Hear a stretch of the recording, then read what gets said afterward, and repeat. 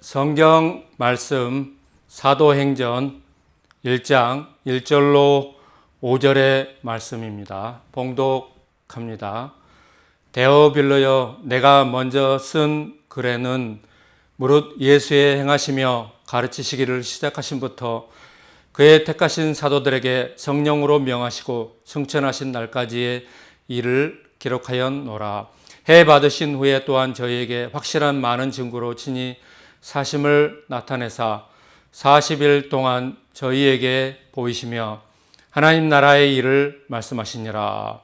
사도와 같이 모이사 저희에게 분부하여 가라사대 예루살렘을 떠나지 말고 내게 들은 바 아버지의 약속하신 것을 기다리라.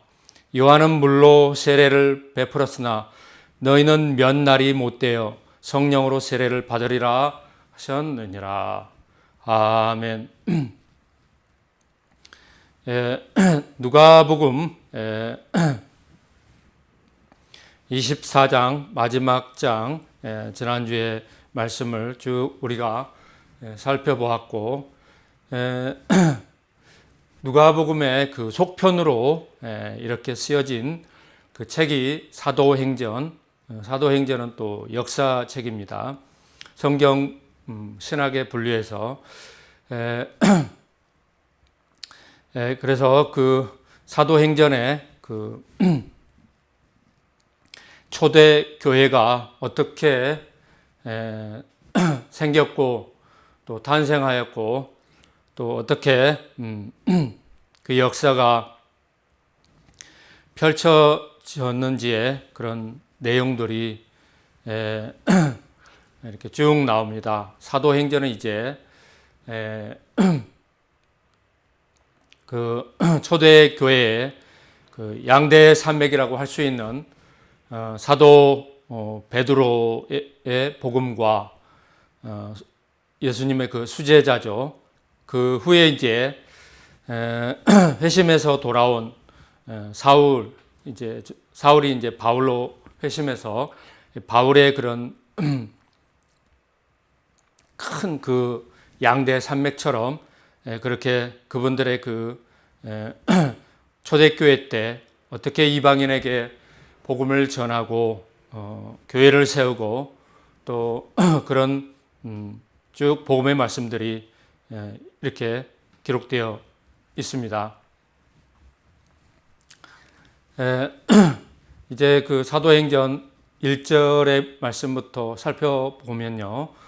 데오빌로여, 내가 먼저 쓴 글에는 무릇 예수의 행하시며 가르치시기를 시작하신부터, 수신자가 데오빌로라고 되어 있죠. 데오빌로가 실제로 있는 그런 그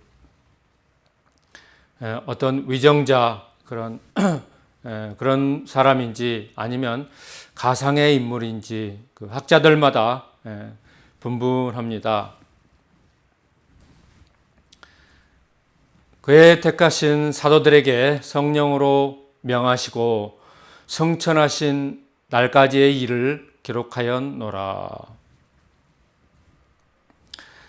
성령으로 예수님께서 제자들에게 명하시고 너희는 이성에 유하라 그랬죠. 위로부터 능력을 입히울 때까지 이성에 유하라. 그러시면서 이제 사도행전에는 그 1장부터 쭉 이제 그 자세한 그런 말씀들이 나와 있는 것입니다. 해 받으신 후에 또한 저희에게 확실한 많은 증거로 친히 사심을 나타내사 40일 동안 예수님께서 부활 후 40일 동안 저희에게 그러니까 이제 사도들과 또 오늘 125문도에게 또 그 외의 사람들에게 나타나서 예수님께서 말씀하시고 또 성경을 풀어주시고 그렇게 하셨죠. 그렇지 않으면은 그들이 이제 뿔뿔이 흩어지고 제각기 다 각기 제 길로 가버리고 그래서 이제 예수님 부활 후에 제자들과 초대교회 그들에게 이제 성령으로 세례받고 그 후에 이제 교회가 새롭게 이제 탄생이 되고 교회 역사가 이제 쭉 시작이 되는데, 그래서 그런 중요한 그런 때고 그런 그런 일들이 그들 앞에 놓여 있는데 그들이 알지 못하고 그렇게 이제 각기 돌아가고 각기 이제 제 길로 가고 낙심하고 그런 그들에게 주님이 40일 동안 어떤 그 성경학자들은 부활 후 그 안식 후부터 이렇게 쭉 이렇게 날을 계수하면은 41일간 나타나서 그들에게 말씀하시고 증거하시고 그랬다고 합니다. 정확한 그 날짜가 이렇게 41일 동안 그랬다는데 성경에는 40일로 그렇게 기록이 돼 있죠. 너무나 그 중요한 것은 그리스도께서 부활 후에 바로 승천하시고 하나님 보호자 우편에 바로 그 승천하신 것이 아니라 40일 동안 혹은 성경학자들이 자세하게 그 날을 계수하니까 41일이라고 하는데 41일 동안 그들에게 친히 나타나셔서 성경을 풀어주시고 마지막으로 당부하시고 그렇게 하셔서 그들이 다 모여서 주님의 그 부탁의 말씀을 성령의 또 명하신 말씀을 그들이 받고 전야의 기도에 힘쓰고 또 그랬다는 것이죠. 다 그들이 성령 세례를 받기 위해서 준비하고 그랬다는 것이죠.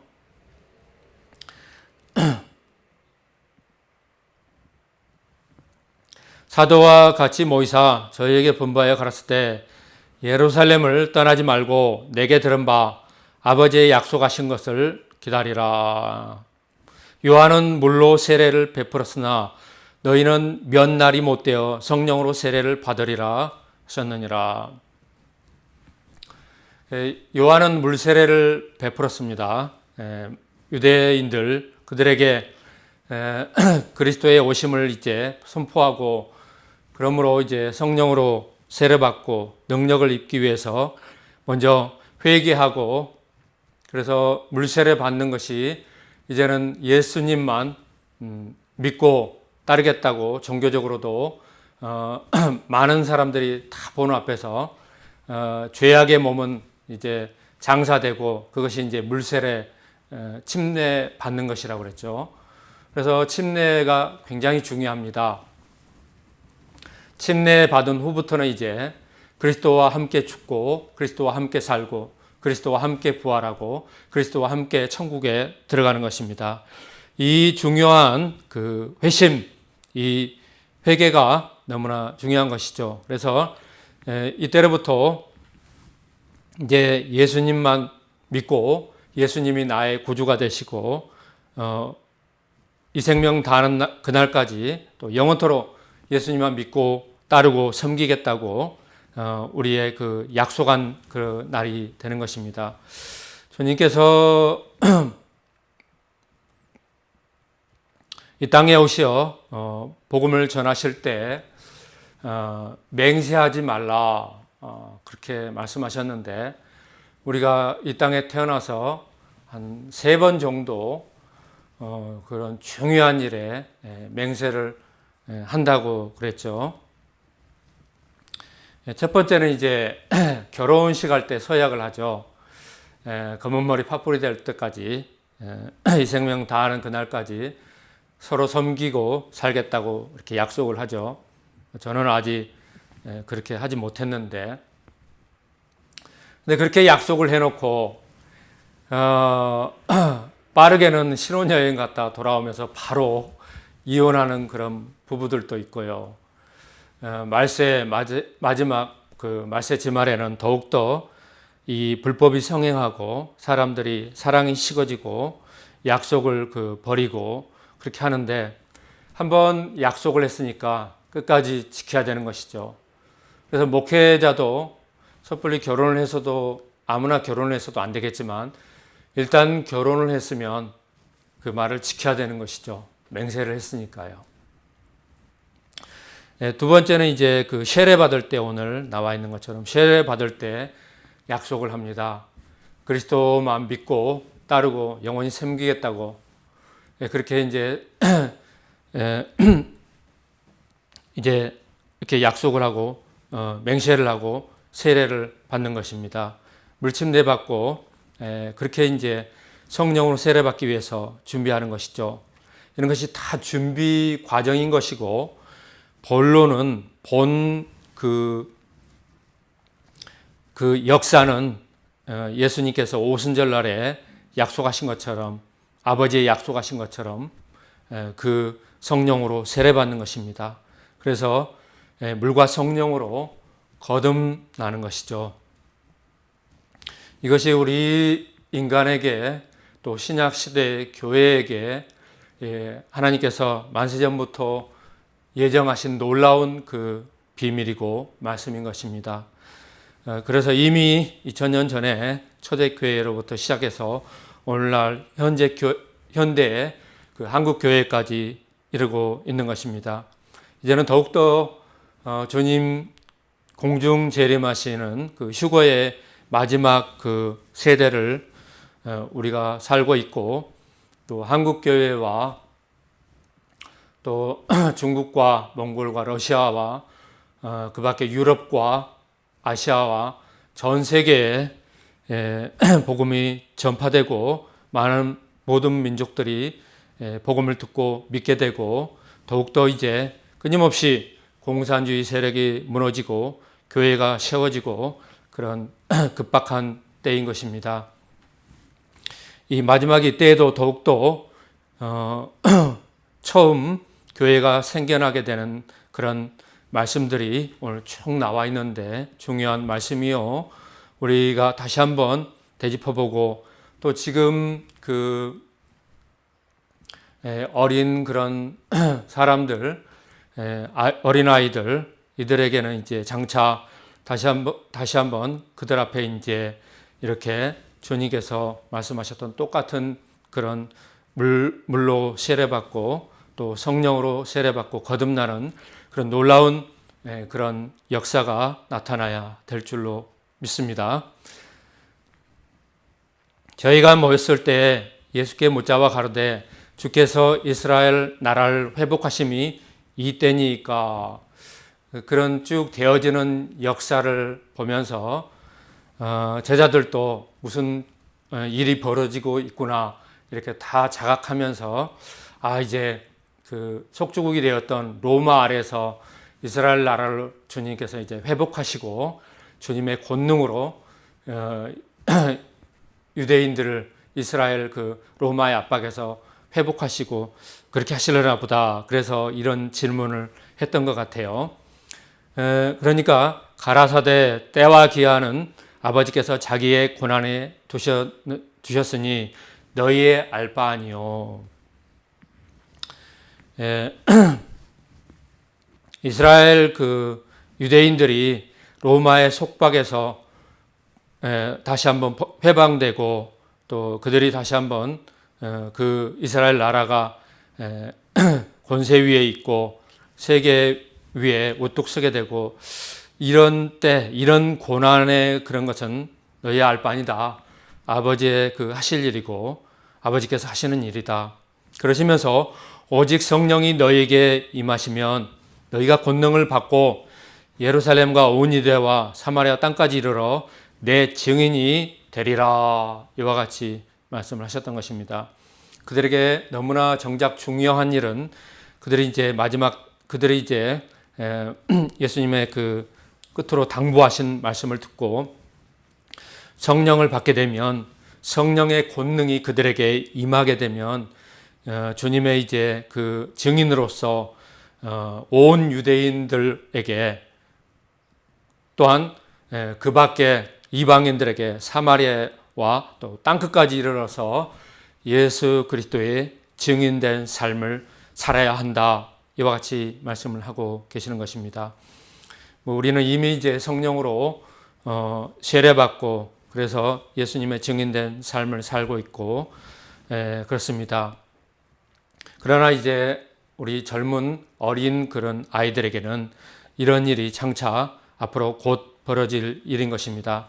이 말씀을 마치시고 저희 보는 데서 올리워 가시니 구름이 저희를 가리워 보이지 않게 하더라. 감람산 그곳에서 이제 구름을 타고 그 마지막 설교를 마치시고 예수님께서 이제 승천하셨다고 그랬죠. 그런데 이제 뭐 성경학자들은 또 각 주석에는 뭐 그 예수님께서 그 타고 간 그 구름이 무엇인가? 첫째, 둘째, 셋째, 넷째 쭉 주석을 막 해서 이렇게 풀어놔서 그것을 읽는 사람마다 그 구름이 어떤 구름인가? 보면 볼수록 헷갈리죠. 알면 알수록 헷갈리죠. 그냥 성경에 구름이라고 그랬으니까 구름입니다. 우리가 뭐 구름을 준비하는 것도 아니고 그 구름을 타고 이제 주님께서 다시 이제 하늘에 공중에 재림하시죠.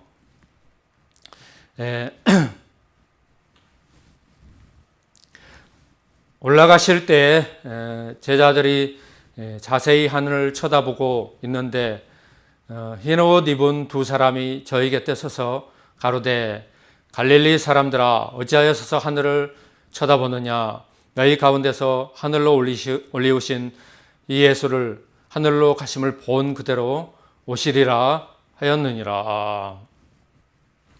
천사들도 이제 그 승천하신 예수님께서 다시 휴거 때 공중 재림하실 것을 복음을 전하죠. 그래서 거기 있는 사람들이 오늘 성경에 기록되기는 약 125문도라고 했는데 예수님으로부터 부활하신 예수님으로부터 또 천사들로부터 직접적인 그 말씀을 듣고 또 그들이 오늘 복음을 전하고 또 성경에 기록하여서 오고 오는 모든 세대에 우리가 보고 그러는 것입니다. 특별히 이제 누가복음과 사도행전을 기록한 사람은 사도가 아닌 그 누가죠. 누가가 기록했고 그래서 오늘 너무나 귀한 그런 말씀이요 성경이 된 것입니다. 제자들이 감람원이라 하는 산으로부터 예루살렘에서 이제 돌아오니 이 산은 예루살렘에서 가까워 안식일에 가기 알맞은 길이라. 감람원 그 산에서 이제 돌아왔는데 예루살렘 그 안식일에 거기서 이제 왔다 갔다 할 수 있는 알맞은 딱 그런 길이라고 오늘 본문에 나와 있죠.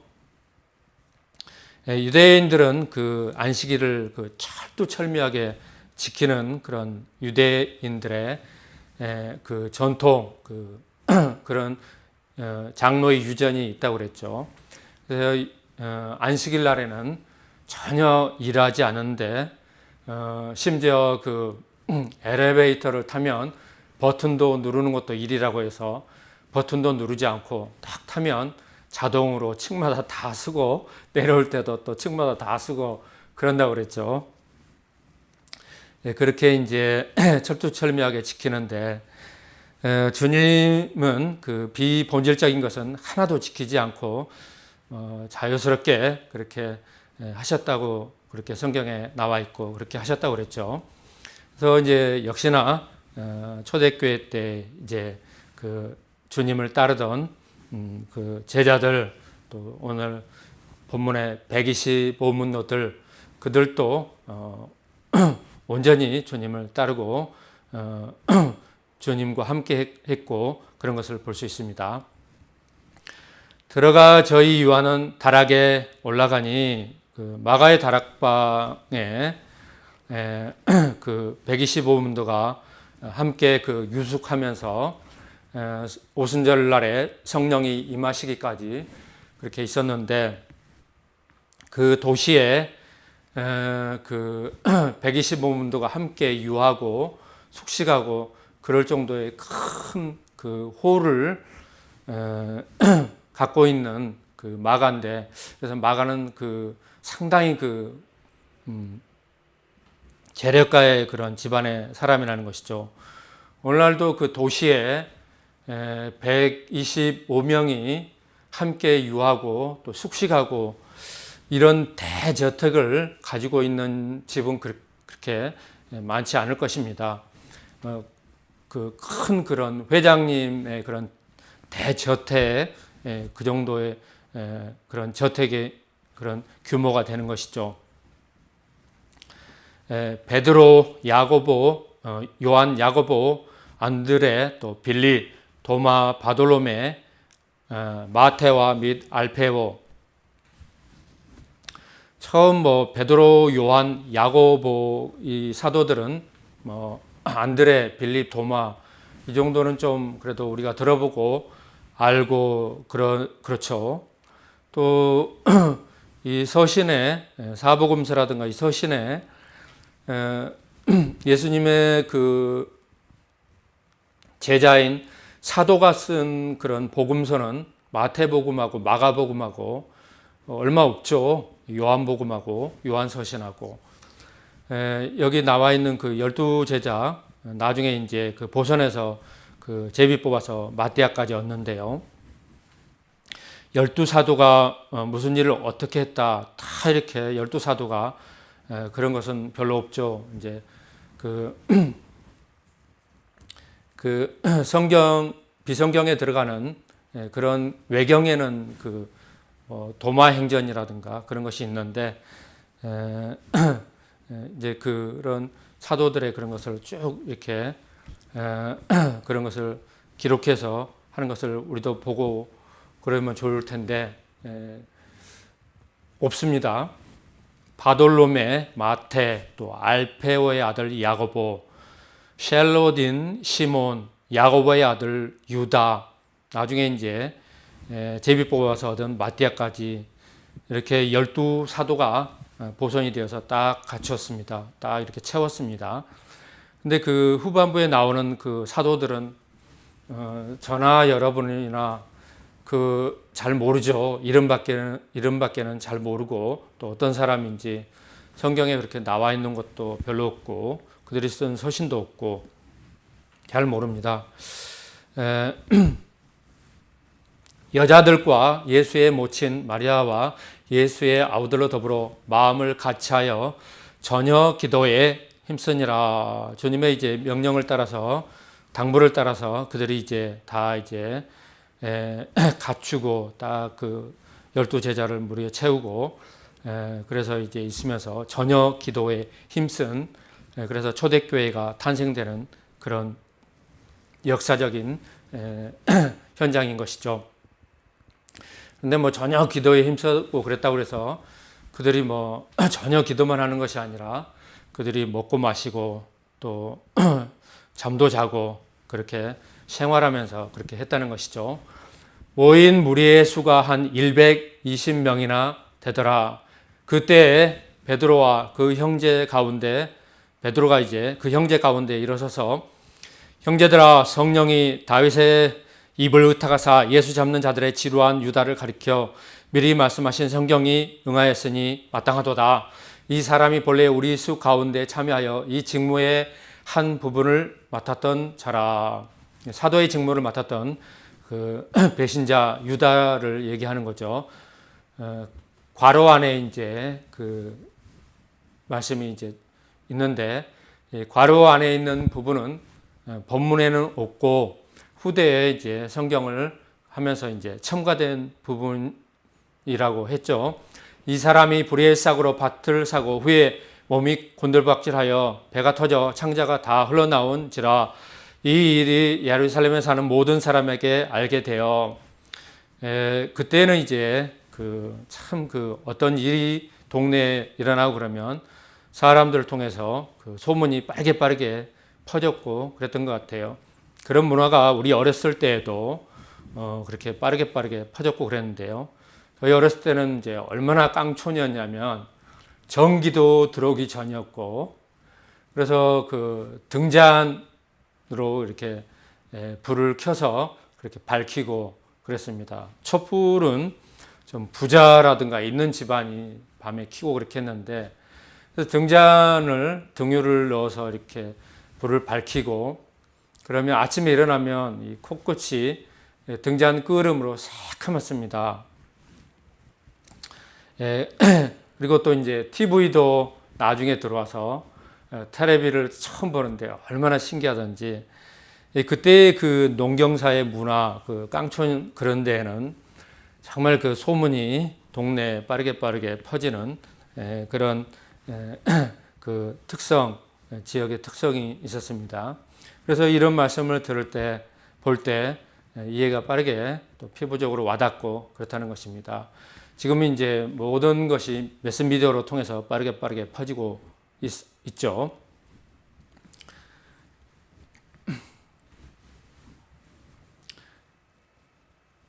본 방안에 그 밭을 이르되 아겔다마라 하니 이는 피밭이라는 뜻이라. 이제 괄호 닫고요. 20절 말씀이에요. 시편에 기록하였을 때 그의 거처로 황폐하게 하시며 거기 거하는 자가 없게 하소서 하였고, 또 일렀을 때 그 직분을 타인이 취하게 하소서 하였도다. 이러함으로 요한의 세례로부터 우리 가운데 올리고 가신 날까지 주 예수께서 우리 가운데 출입하실 때 항상 우리와 함께 다니던 사람 중에 하나를 세워 우리로 더불어 예수의 부활하심을 증거할 사람이 되게 하여야 하리라 하였거늘, 저희가 두 사람을 청구하니 하나는 바사바라고도 하고 별명은 유스도라고 하는 요셉이요 하나는 마띠아라. 저희가 기도하여 가로되 몇 사람의 마음을 아시는 주여, 이 두 사람 중에 누가 주의 택하신 바 되어 봉사와 및 사도의 직무를 대신할 자를 보이시옵소서. 유다는 이를 버리고 제 곳으로 갔나이다 하고, 아무리 그 사람이 좋은 자리, 영광스러운 자리에 있어도 그것을 알지 못하고 배신하고 그런 자에게는 큰 그런 고통이 따르고 형벌을 받게 됨을 성경에 오고 오는 세대에 기록하여서 누누이 알게 하였습니다. 우리도 마찬가지입니다. 예수 믿을 때 한번 그 세례받고 또 주님의 증인으로 이렇게 자처하면 죽으나 사나 뭐 흥하든지 쇠하든지 주님만 믿고 따르고 또 복음을 전하고 그래야 되는 것이죠. 제비 뽑아 마띠아를 얻으니 저가 11사도의 수에 가입하니라. 이렇게 해서 12사도가 딱 이제 준비되었고 다시 이제 보선이 되었습니다. 2장에요. 오순절 날이 이미 이름에 저희가 다 같이 한 곳에 모였더니, 오순절에 대한 그런 말씀을 오늘 지금 이 시간에는 자세히 세세하게 그렇게 살피지는 않겠습니다. 그러나 이 오순절에 대한 그런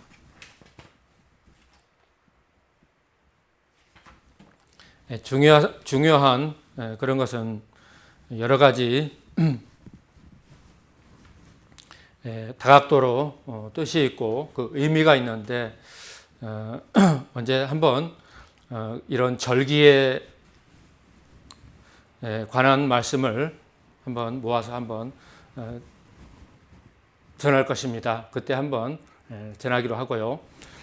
오순절 날에, 그러니까 하나님께서는 때를 따라 일하시고 그 때에 역사하시고 그런 것을 우리가 오늘 본문 말씀을 통해서 볼 수가 있습니다. 호련히, 그러니까 갑자기 하늘로부터 급하고 강한 바람 같은 소리가 있어 저희 앉은 온 집에 가득하며, 그래서 성령을 그 바람으로 성경에는 예수님께서 그 요한복음에서도 말씀하시고 표현하시고 그런 것을 볼 수가 있습니다. 바람을 우리가 잡을 수도 없고 볼 수도 없지만 바람이 부는 것을 우리가 알 수 있고 나뭇잎이 흔들리는 것을 통해서 바람이 어느 정도 부는 것을 볼 수 있는 것이죠. 물론 뭐 귀머거리라든가 소경에게는 해당이 안 되겠지만 그들은 또 다른 그런 촉감으로도 알 수는 있을 것입니다. 이렇게 이제 오순절날에 처음으로 교회가 탄생하는 그런 때에 불의 혀같이 갈라지는 것이 저에게 보여 각 사람 위에 임하여 있더니 급하고 강한 바람처럼 하늘에서 이렇게 임했고 불의 혀처럼 이렇게 온 그 집에 임해서 저희에게 다 이제 부어졌고 임하였다는 것입니다. 저희가 다 성령의 충만함을 받고 성령이 말하게 하심을 따라 다른 방언으로 말하기를 시작하니라. 성령으로 처음 세례받고 이 부분이 굉장히 중요합니다. 처음 시작, 그 출발이 너무나 중요한 것이죠. 성경적으로 또 바르게 또 성경적으로 잘 정립이 돼서 그래서 교회사에서 그 초대교회 때나 뭐 지하 카타콤마에서 지하 교회 때에도 몇백 년 동안 그들이 이제 카타콤에서 신앙생활하고 그때 이제 나와서 나중에 보니까 이 굴에서 나온 사람은 이 얘기하고 저 굴에서 나오는 사람은 저 얘기하고 또 다른 굴에서 나오는 사람은 다른 얘기하고 굴에서 나오는 사람마다 다 예수님이라든가 예수님의 말씀과 신학이라든가 이런 자기가 주장하는 것이 조금씩 다 다르더라. 그래서 니케아 이제 회의 때 이제 그런 것을 다 이제 조율하고 그렇게 해서 니케아 회의 때 1차, 2차, 3차 회의 때 이제 그런 것을 다 서로 이제 조율해서 그렇게 이제 공교회에 올바로 신학적으로 또 정립하고 그렇게 나왔죠.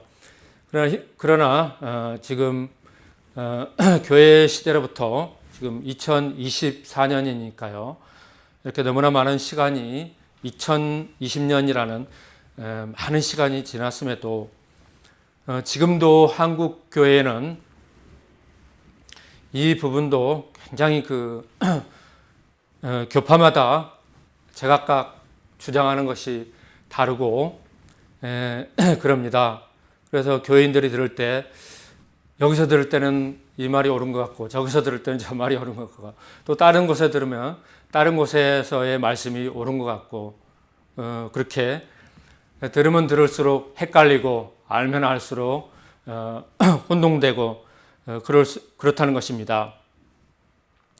그러나 오늘 성경에서 분명하게 말하는 것은 초대교회 이 처음 사건은 오순절날에 성령에 충만하게 임한 불의 혀처럼 갈라지는 역사, 성령의 충만함을 받고 성령이 말하게 하심을 따라 이 방언 그랬는데 외국어를 말한다고 그랬죠. 외국어 각 지방 그런 사투리를 이제 방언으로 표현을 했는데 이것을 이제 번역할 때 헷갈리니까 방언으로 하지 말고 외국어로 각 나라 말로 외국어로 이렇게 표현을 했다면 분명하게 또 지금처럼 혼동이 없고 방언이라 그러니까 알아듣지 못한 그 방언 기도가 계속 이렇게 교회사에 지금도 문제가 되고 그렇죠. 거룩하신 하나님 또 전지전능하신 하나님께서 교회가 탄생되는 이 중요한 역사에 알아듣지 못하고 또 이상한 그런 방언이 나오고 그렇게 했을까 상식적으로 생각을 해도 이성 있고 지각 있는 사람이라 그러면 정말 납득이 안 가고 얼토당토 않고 좀 이치 맞지 않고 그런 것을 대번에 느낄 것입니다. 세계 각국에서 모인 그들을 이제 쭉 나열하는데요. 그들에게 이제 성령에 충만하게 임한 이 사건을 그들이 배우지도 않고 알지도 못하는 그 외국어로 성령님께서 직접해서 말하게 하심을, 그 하나님의 위대한 일, 하나님을 찬양하는 일, 하나님의 기이한 일을 말해서 그들이 알아듣고 하나님을 높임을 이렇게 알아듣고 그런 사건이라는 것입니다. 그래서 그런 것들이 이제 하나님의 역사임을 분명하게 알게 했고, 이렇게 쭉 흘러나가게 하는 것이 우리가 딱 들어도 이성적이고 교회사에 처음 시작되는 이런 것을 알 수 있고 그렇게 되는 것이죠. 그때에 경건한 유대인이 천하 각국으로부터 와서 예루살렘에 우거하더니, 천하 각국에서 모여서 이스라엘의 그 3대 절기, 그 절기 명령을 따라서 그렇게 이제 명절을 보내기 위해서 이렇게 했는데, 오순절 날에 이 놀라운 큰 사건이 나고 소동이 벌어져서 그들에게 다 이렇게 몰려들었다는 것입니다.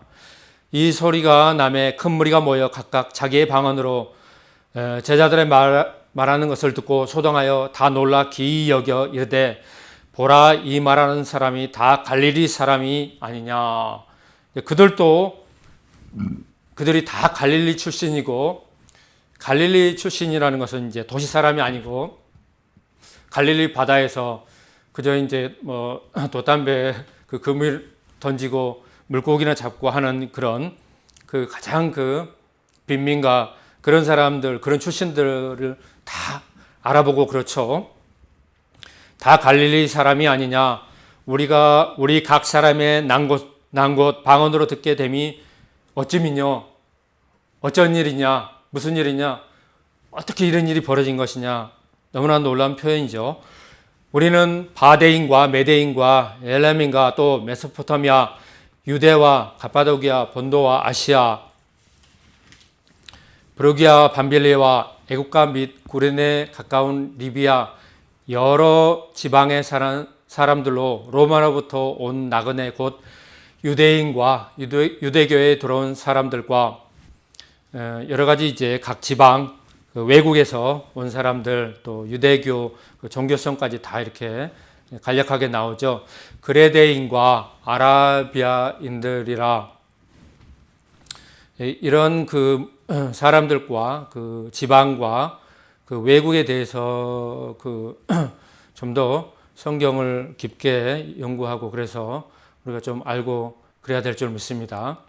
그러나 우리가 들을 때 좀 생소하고 그런 면도 좀 있죠. 우리가 다 우리의 각 방언으로 하나님의 큰 일을 말함을 듣는도다 하고, 외국어로 말하는 것을 분명히 알아듣고 하나님의 큰 일을 말함을 들었다고 성경에는 분명히 기록되어 있고, 오고 오는 사람들도 이 말씀을 들음으로 알고 그러는 것이죠. 그래서 우리가 알아들을 수 없는 그 소리, 방언, 기도, 그런 것이 아니라는 것이죠. 다 놀라며 의혹하여 서로 가로되 이 어쩐 일이냐 하며, 또 어떤 이들은 조롱하여 가로되 저희가 새 술에 취하였도다 하더라. 이런 일이 벌어지니까 여러 사람들, 여러 군중들이 있으니까 그 반응도 제각각입니다. 어떤 사람들은 하나님의 큰 일을 말하는 것을 듣고 알아듣고 놀라고 그런 사람도 있는가 하면, 또 삐딱한 사람들은 저들이 술 먹고 술 취한 것이 아니냐, 술은 아닌 것 같고 아무튼 새술에 취하였도다, 이렇게 사고를 전환해서 이야기하고 조롱하는 사람도 있었다는 것이죠. 이때 베드로가 11 사도와 같이 서서 소리 높여 가로되 유대인들과 예루살렘에 사는 모든 사람들아, 이 일을 너희로 알게 할 것이니 내 말에 귀를 기울이라. 이제 초대교회에 성령으로 충만함을 입고 그 가운데 베드로가 탁 일어나서 담대하게 그 많은 사람들 앞에 이제 첫 설교를 합니다. 말씀을 선포하고 증거합니다. 때가 제3시니 너희 생각과 같이 이 사람들이 취한 것이 아니니라. 이는 곧 선지자 요엘로 말씀하신 것이니 일렀을 때 하나님이 가라사대 때 말세에 내가 내 영으로 모든 육체에게 부어주리니 너희의 자녀들은 예언할 것이요 너희의 젊은이들은 환상을 보고 너희의 늙은이들은 꿈을 꾸리라. 그때에 내가 내 영으로 내 남종과 여종들에게 부어주리니 저희가 예언할 것이요 또 내가 위로 하늘에서는 기사와 아래로 땅에서는 징조를 베풀리니 곧 피와 불과 연기로라. 주의 크고 영화로운 날이 이르기 전에 해가 변하여 어두워지고 달이 변하여 피가 되리라. 누구든지 주의 이름을 부르는 자는 구원을 얻으리라 하였느니라.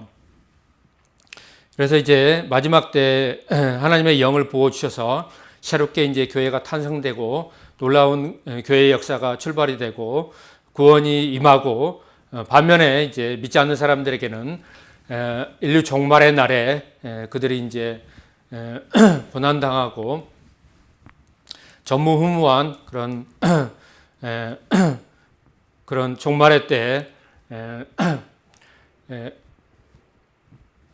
핍박을 당하고 고통을 당하고 이럴 것을 예언한 그런 요엘서의 말씀이죠. 이스라엘 사람들아 이 말을 들으라. 너희도 아는 바에 하나님께서 나사렛 예수로 큰 권능과 기사와 표적을 너희 가운데서 베푸사 너희 앞에서 그를 증거하셨느니라. 이제 사도들이 또 베드로가 나사렛 예수 뭐 좋은 이름이 아니죠. 나사렛이라는 건 꼭 나사렛 그러는데 그냥 예수 그리스도입니다. 예수 그리스도. 예. 예, 그리스도께서 예수님께서 그리스도시요 그 하나님의 그 표적과 기사를 베푸신 것이 너희 앞에서 그를 증거했는데 그가 하나님의 정하신 뜻과 미리 아신 대로 내어준 바 대여건을 너희가 법 없는 자들의 손을 빌어 못 박아 죽였느니라. 예수님을 이제 십자가에서 그들이 죽였다고 얘기하면서 하나님께서 사망의 고통에서 풀어 살리셨으니 이는 그가 사망에게 매여 있을 수 없었음이라. 사도 그 베드로의 이 설교는 이 증거는 너무나 그 생생하고 베드로가 봤고 더군다나 베드로는 그 비자한테 3번이나 부인하고 그 후에 이제 바다에서 물고기 잡을 때 부활하신 예수님께서 오셨죠. 그래서 조반을 먹으라 그러고 3번이나 내가 나를 사랑하느냐 물었죠. 그러니까 내가 주님을 사랑하는 줄 주님이 아십니다. 이렇게 3번이나 베드로가 주님께 고백하고 그로 이제 오순절날에 성령 충만함을 받고 죽기까지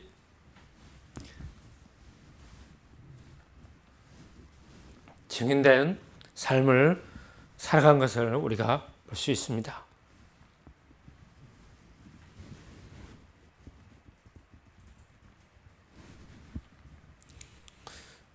그가 사망에게 매여 있을 수 없었음이라. 다윗이 저를 가리켜 내가 항상 내 앞에 계신 주를 배웠으며 나로 요동치 않게 하기 위하여 그가 내 우편에 계시도다. 이러므로 내 마음이 기뻐하였고 내 입술도 즐거워하였으며 육체는 희망에 그하리니 이는 내 영혼을 음부에 버리지 아니하시며 죄의 거룩한 자로 썩음을 당치 않게 하실 것이미로다.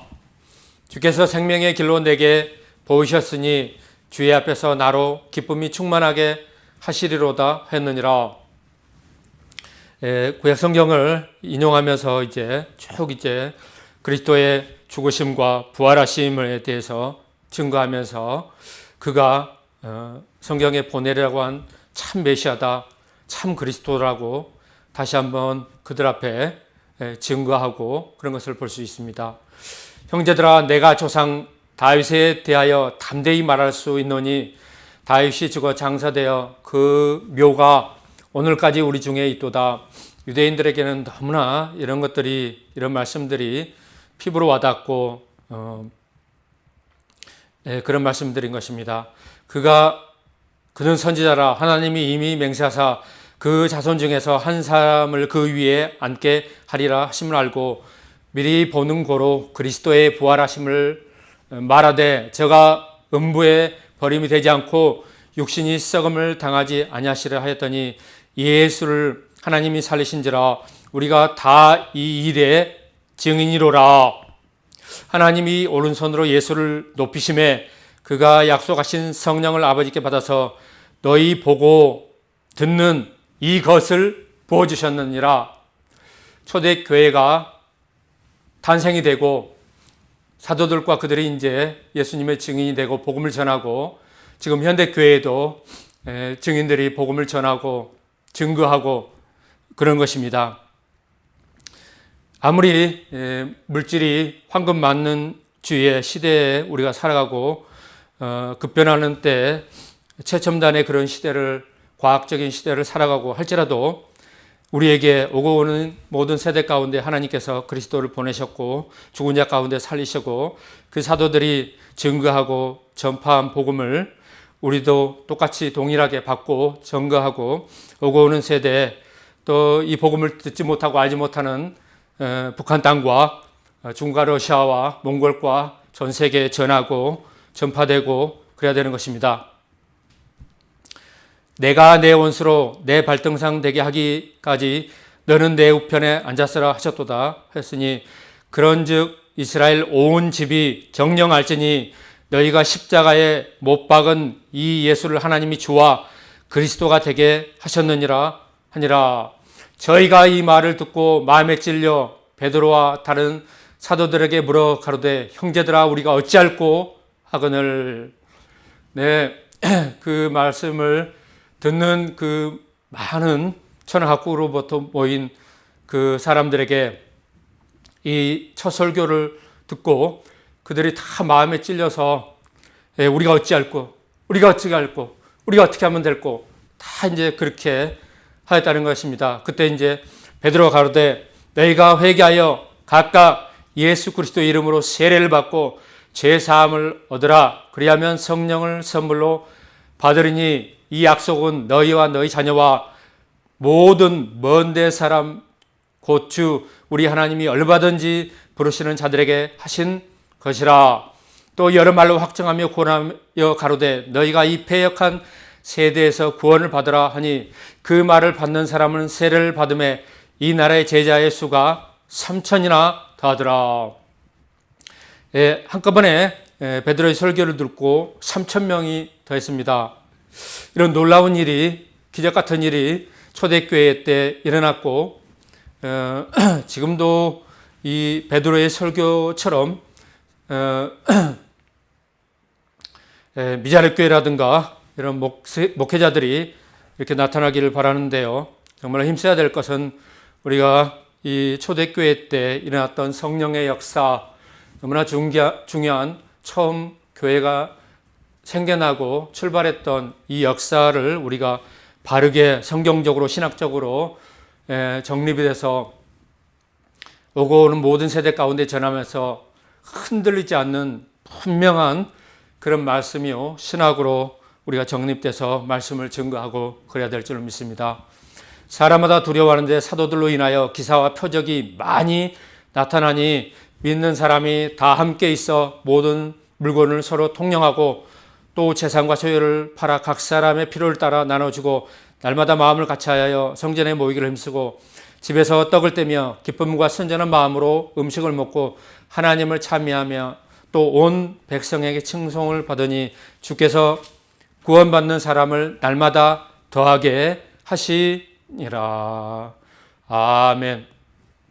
우리 모두 다 같이 기도 드리시겠습니다. 하나님 아버지 감사합니다. 오늘 이제 사도행전 1장과 2장에 예수님께서 마지막으로 분부하여 제자들에게 분부한 그 말씀이 하나님의 때 이제 오순절날에 성령의 다 충만함을 받고 또 그들이 전 각국으로부터 모인 그들에게 예수님을 증거하고 복음을 전하여 그들도 이제 어찌할꼬 하고 다 세례를 받고 다 성령의 충만함을 받고 교회가 되고 그렇게 하여서 초대교회를 이루고 또 세계 복음이 전파되고 지금 현재에도 이 나라 이 땅과 온 열방에 복음을 전파하고 복음이 전해지고 있나이다. 아직도 믿지 않는 우상에게 잡혀있는 그들이 이 복음을 듣고 변화되고 회개하고 구원되게 하옵시고 또 북한 땅과 중국과 러시아와 공산주의가 복음을 듣고 그 교회들이 다시 한번 새롭게 회개하고 새로워지고 성령의 충만함을 받고 공산주의가 무너지고 교회가 세워지고 구원받는 놀라운 역사가 나타나게 하옵소서. 감사를 드리며 우리 구주 예수 그리스도 이름으로 기도드리옵나이다. 아멘.